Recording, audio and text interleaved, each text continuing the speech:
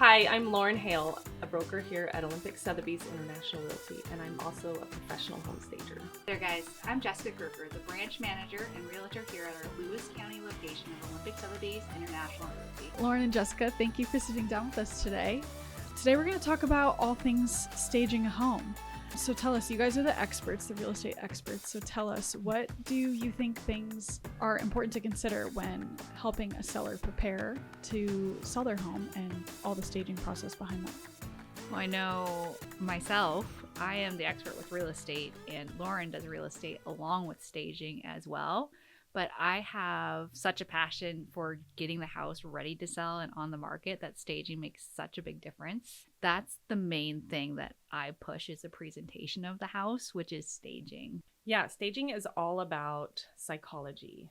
When you're putting a house on display, you want to present it as if it's on display. So primping the home, whether that be repainting even, or as minimal as adding furniture, taking furniture away, and depersonalization. I think that's the most important, is the depersonalization, and that's why staging is critical when selling a house for the most amount of money, because you want the buyers to be able to walk into the home and visualize it as their home and not the seller's home. And that's where you can really go into the psychology behind it all, is making that buyer visualize them and themselves and their lifestyle there. And that's why it's so great. 50% of buyers' agents cited that home staging had an effect on buyers. That's a big statistic. Yeah, I know. I've been doing this for a little over 10 years now, and most of my buyers will get more excited and talk amongst themselves and talk about what their life is going to look like in that house if it's staged versus if it's not. Sometimes with buyers, when they go into a house that's completely vacant, even if it's clean and maybe the seller doesn't have any of their stuff, it's just completely vacant, they get a little overwhelmed because it's a bit of a clean slate effect, and they can't picture where things go or what the layout's going to be like. And so the buyers that can experience a home that's already staged, really it helps their mindset go to, oh yeah, there's the kitchen setup, but I can see my kitchen setup in there, but that's where everything could go. And so it really helps them to visualize the overall piece of it. I have experienced a situation where you think that if a home is empty, it will look bigger, but that's actually false. When you bring furniture in, it could actually make a space feel larger, and it gives the buyer an idea, for example, like how many bar stools can fit at the bar, and can a sectional fit in this living room, or can a king bed fit in this primary bedroom? And I think that's why it's really important too, where you hire a professional stager versus trying to do things yourself, because you guys know like what you want to prove to the buyer or help the house sell, because you can highlight those things in those spaces accordingly. Yes. I think what I've seen visually from mistakes when I've looked at houses from a buyer's perspective is they may use like too big of furniture or too many accessories or just too much stuff overall. Correct. Yeah. Where when you hire professionals, you guys know, okay, there's a limit. This is the best protocol for this space. So it does feel bigger, but it still shows off what can happen in this area.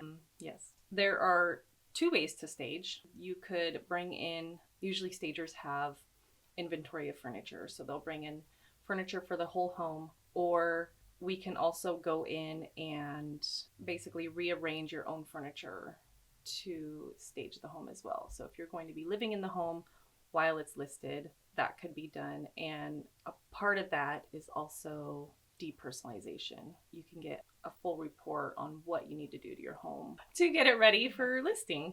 Yeah, so when you go through, when the seller's still living there, because I do run into that quite a bit in Lewis County here, where sellers need to live in their home till it's sold. With their stuff, are you recommending they get rid of certain things? When you're talking about depersonalization of a home, what does that actually mean? Like, are the sellers getting rid of some of their furniture pieces, or what does that entail? What's your process for that? So when a seller needs to depersonalize their home, that could include getting rid of furniture, whether it be in a storage unit or what works best for that seller.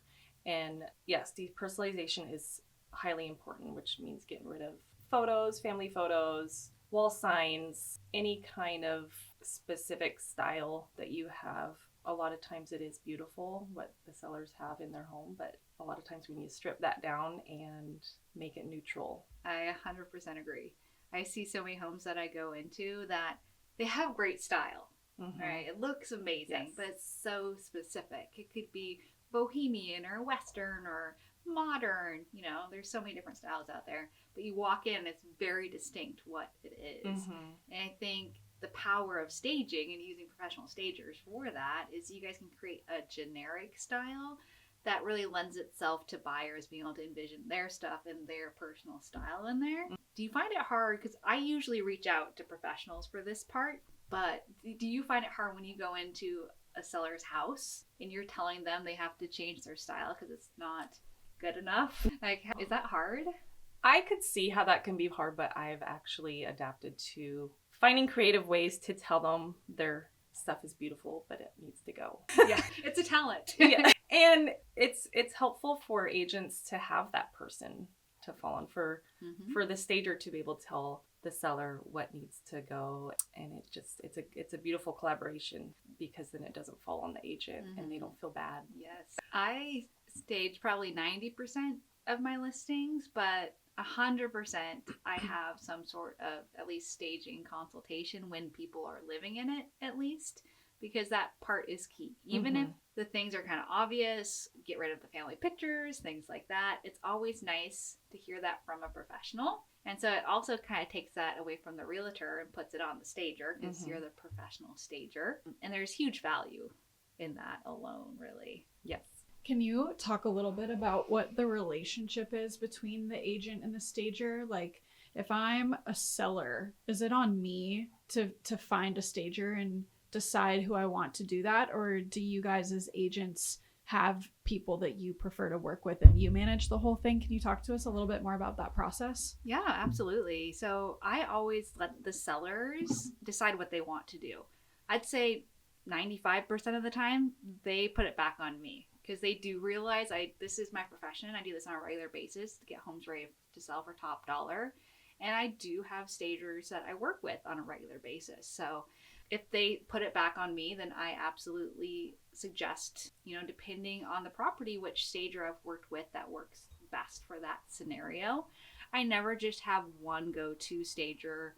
Just like any of the other vendors I work with, I have a few different ones depending on the home and the scenario of that home, what they're going to need to get it sold. So yeah, I go to the seller first and see if they have a preference. Maybe they have a stager they've used in the past, or they maybe have seen stuff on Instagram, either where they want to work with someone or maybe they don't want to work with somebody. So ultimately, it's on the seller, but I'm there to step in and help if they say, we want your expertise. Then I have a go-to team that I go to.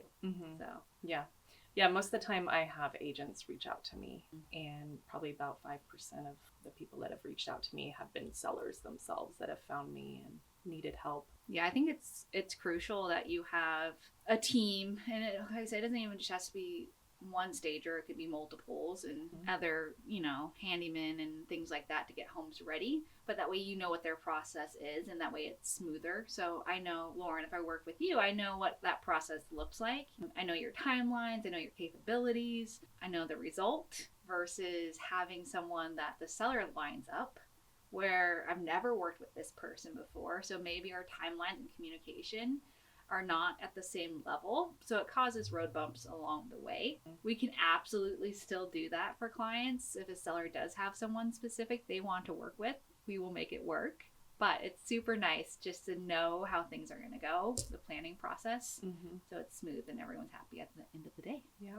Lauren, talk to us a little bit about how your staging business kind of changes maybe how you approach a listing, right? Because you do both real estate and staging. So do you feel like that kind of gives you a bit of an edge when you're helping clients picture a future home for themselves? Talk about that.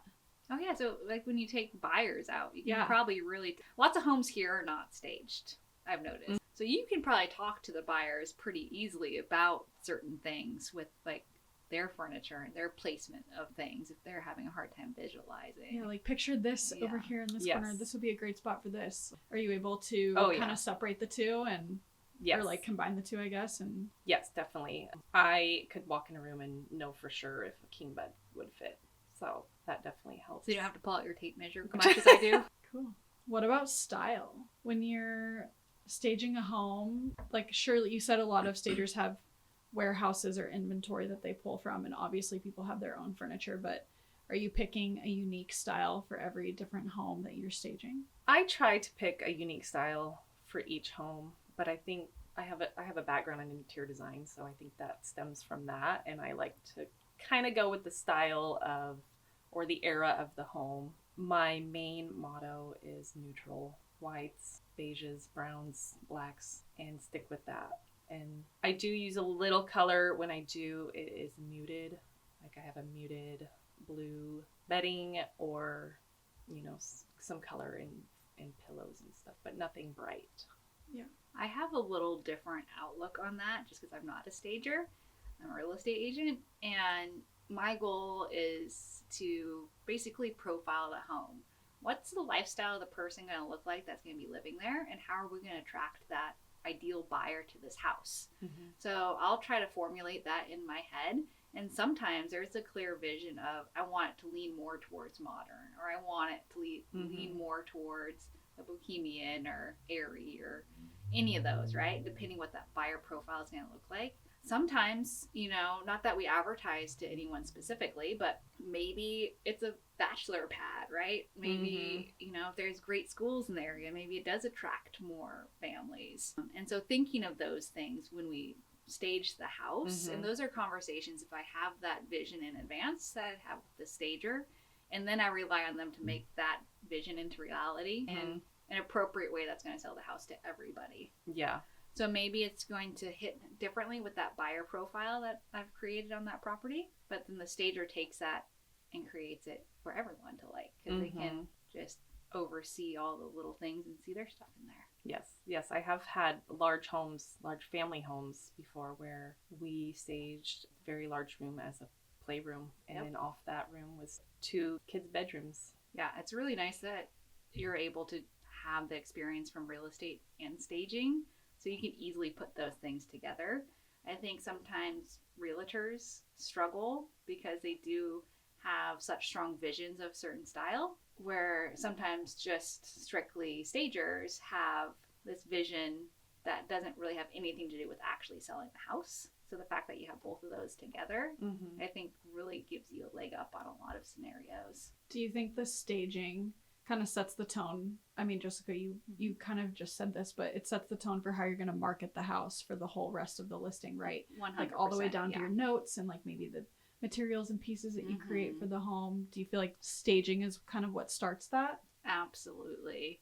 100% of the homes I sell have some sort of video related to it and high-end marketing. So if the home is staged appropriately, it makes those visuals so much nicer to go out there and more appealing to more people. And I would, for some reason, if the seller came to me and said, absolutely, we are not staging this home, my marketing / advertising plan for that house will be different than if we would have staged it, because it's harder to feature certain things about a property when it's not staged. So you have to really have a different outlook on it as far as the marketing piece goes if it's unstaged. But I think with those sellers, and I don't know your thoughts on this, and maybe we can jump into this a little bit, is virtual staging. So if you have a seller that's like, no, right? I mean, I have had one property that was a scenario where it was old condo that needed to be updated, like a gut job. I think it was not that old. It was like 60s, maybe 70s, but it was a gut job because it was $1 million condo. And so the person that was going to move into that would have wanted everything brand new. They probably knocked down some walls. So we just did virtual staging because it would make no sense to stage what was there when things were outdated, old, slightly dirty carpet, things like that, when the feel of the home would have been completely different after that ideal buyer may buy it, right? And so the virtual staging, we were able to create some renditions of different things that maybe the condo would look like, and we could do it that route. Yes, that's a perfect example. What are your thoughts about the virtual staging? I go back and forth on virtual staging. It definitely catches eyes. My issue with virtual staging is when somebody actually walks through the property, they see that it's empty, and it just kind of puts a little damper on things. But yes, there is a time and a place for virtual staging, and your example is perfect example. Yeah. My preference is always real staging versus virtual staging. Yes. Aside from the one-off scenario that I had just explained to you guys, but in general, I want 100% real staging, because when the buyer gets there, like you were saying, it really also helps them feel like it's home. Yes. Versus like, oh, where's the furniture I thought was going to be here? So sometimes they feel, I think, a little lied to. Maybe you know, they see some stuff and they get there and it's not there, and then they can see maybe some defects of the home or things they wouldn't have noticed or didn't look at in the pictures because it was virtually staged. And then they get there, I'm like, oh, well, I don't actually like this carpet. I don't actually want the TV outlet to be there. Yes. Right? Yes. Are there any times where staging just, it doesn't make sense to do it for a home? Like Jessica, you kind of just mentioned that, like that made sense for virtual staging, but like a tear down property or, you know, maybe a complete refurb, are those ones that you would maybe not stage? Like, talk to us a little bit about that. Well, I'd still do some sort of staging, whether it's virtual or in person, even for like investment type properties like you had mentioned. Maybe it's not the best quality, you know, the buyer that's coming in is going to redo stuff. But it's also going to help that investor, if that's who's buying it, visualize what they can do with it and what the potential is. You could potentially sell it for more money. The emotional impact that's going to have would be way less, because investors don't care about it feeling like home, right? They don't really care about what style it is. They don't care about any of that. They just care about how quickly they can sell it and for how much money they can sell it for, right? So by staging it, they're going to see, oh man, yeah, I can sell this for good. This is going to be desirable. I can make some money off of this, right? It's all about emotions. I would always want to stage somehow. That brings me to another statistic. 20% of buyer agents said that staging a home increased the dollar value offered, anywhere between 1 and 5%. Yeah, absolutely.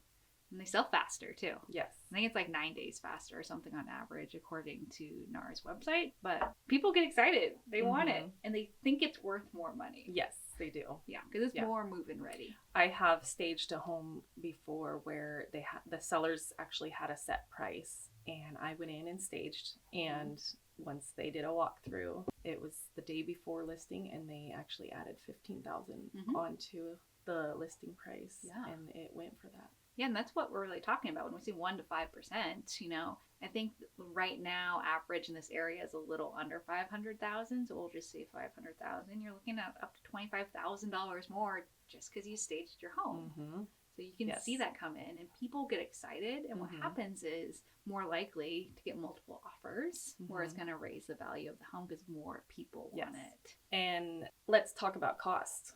Because that could play into that, because it costs anywhere from $1,000 to $5,000 to stage a home. And when you think of the 1 to 5% potential increase in the sell of the home, then that far outweighs the out-of-pocket costs. Absolutely. And that kind of brings something up. I know what I do as a realtor, but what are your thoughts on just staging portions of a home versus every single room of the house?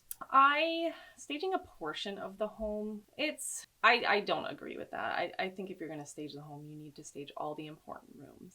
And that includes the living room, the kitchen, the dining room, and the primary bedroom. And if you're just thinking staging the living room, I mean, it's better than nothing. But a stager's going to bring in furniture anyway, so you might as well just have them bring it, right? Yeah. Yes. Just stage more rooms. Yeah. I went back and forth. I always do the key rooms that you talk about, but there has been homes where I've went in and had a stager come in and do every single room, all the bedrooms. Mainly those are the properties where like, oh, once again, going back to the buyer profile that I come up with to sell a property, this person's probably going to be working from home. So I want to make sure I stage this second bedroom as an office, so that way they can think that there's a home office there. Things like that. Once again, it really depends on the specific house and the scenario, because everybody in every house is a little bit different. But I agree. Don't just stage one room. You got to stage all the key areas or the entire house. Yes. Either one. Yeah. Yeah. And a lot of times the entire house is not staged, like the guest bedroom Mm-hmm. or just any additional bedrooms are not staged. Yeah. And that also keeps costs down. What do you feel about staging outside? Like patios? I love staging patios. I think it just Mhm. adds to the psychology of having a buyer walk through and seeing that patio, especially if it's sunny Mhm. outside, and Yeah. they could sit there and discuss if they want to put an offer on the house. And Yep. yeah. I'm a fan. I like to put little key like sitting points if it's a Mhm. bigger size property. Maybe there's like a little swing or a pair of chairs in the far corner where they can go sit out on different areas of the property as well. And Yes. Yeah. it just makes a huge difference. It does. Yeah. Are there any sort of hybrid staging options? Like you mentioned using people's furniture that already exists, but what if they're willing to move some stuff out, and you're like, oh, maybe I have a piece that would work really well here if we could move this. If someone's still living in the home, is that something that's possible? If maybe they wanted to like try to add to what they have or change a little bit to help make it more marketable, but they maybe don't want to fully commit to like a full stage. Yeah, I have used the seller's furniture before. There was a sofa that was specifically bought for a certain size of living room, and it was a sectional. Usually stagers don't have sectionals. They're just hard to store. So using that sectional and then bringing in additional pieces to go with that has been done before. And yeah. And there was a specific seller I worked with where they had very valuable pieces in their home, very expensive art that they wanted to take down. Their home was going to be on display. People were going to be walking through, so they wanted to remove those items. And I came in with my art and replaced those pieces and accessories. Yeah, that's another great point. Like the liability of staging and having someone else's pieces in your home versus your own, when there is going to be people walking through, and maybe they do like take a plop on your couch and visualize their life there. Is that something that you talk about with your clients, like that consideration, like that people could be, I don't know, like visualizing themselves in their own space with their furniture? It also, for the seller, can maybe be a little bit like, okay, well, maybe I don't want someone walking through and seeing, like, I don't know, being with all of my things. Yes. Okay. Yes. The cost of staging is less than a 1% price reduction. So when you list a home and it is not staged, I've seen this a lot, where you have this number in your head, what you want to list your home at, and you list it, it's not staged, it's probably empty, and then you're not getting any inquiries on it, and so you do a price reduction. And usually that price reduction costs more than what staging costs.